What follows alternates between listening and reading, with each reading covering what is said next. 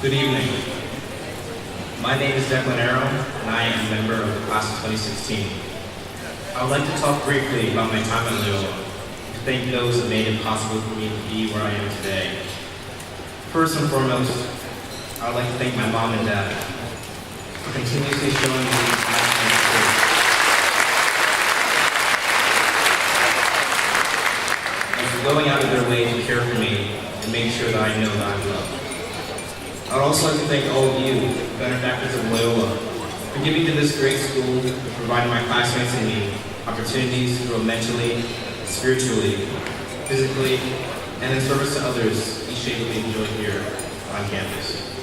And while it's sometimes difficult for us to appreciate the learning that comes in the form of writing a 5-page piece of paper for English, completing what seems like an endless skills back for U.S. history, or working on a physics lab until midnight for lab partners, Loyola, with the help of all of you, has given me and my fellow Dons challenges which make us better men for the future. What makes Loyola unique from other schools is that it does not only teach students the principles of a well-rounded individual, it also provides an environment where students are able to develop these principles in practice, especially in service to others. And so tonight, I'd like to tell you about two of my Christian service experiences. For my first service trip in 6th grade, we visited Carmelite sisters at their monastery.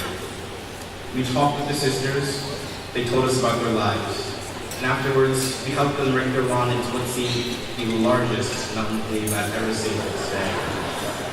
As a 6th grader, that day was great, and that provided me a day off from schoolwork, but at the time, I didn't really realize that I'd done service for someone. To me, it just seemed like breaking leaves. Now I'd like to skip forward to my sophomore year when I went to visit St. Vincent de Paul Head Start Center in Baltimore City. I spent most of my time playing with the kids, and at one point I was giving piggyback rides to children around the yard while trying to avoid stepping on kids as they darted across the playground. Reflecting on these past experiences, I realized that although the two trips differ in terms of what we were doing, holding conversations with Carmelite nuns, or running around with children at playtime, in the end, there were simply opportunities to serve others. And I know that both the nuns and the kids in St. Vincent were made happy with my donation of time and presence. With this realization, I've grown in my service towards others, a feat I surely would not have been able to accomplish without Loyola and all of you who make these service trips possible. To sum up my Loyola experience, I can truly say that I've grown thanks to an endless sea of opportunities.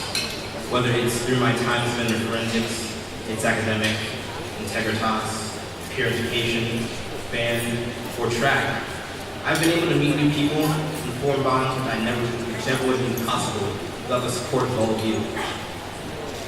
So I'd like to close with saying a special thank you to my parents, namely my mom.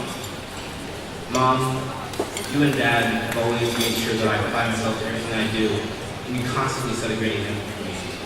Thank you.